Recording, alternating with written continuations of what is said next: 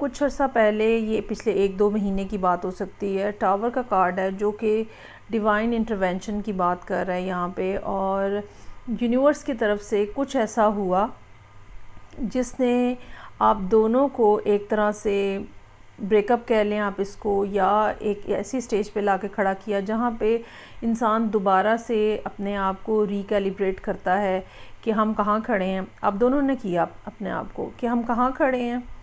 और हमने क्या करना है और रिलेशनशिप को कैसे चलाना है और क्या ये रिलेशनशिप रखना है या नहीं, मतलब इस तरह की सब बातें जो हैं वो हुई।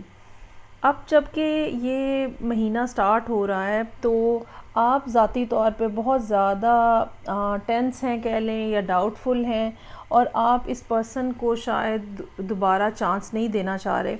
और आपके पॉइंट ऑफ व्यू से ये पर्सन जो है, ये इसने आपको गोस्ट किया हुआ है या ये आपसे कम्युनिकेशन में नहीं है।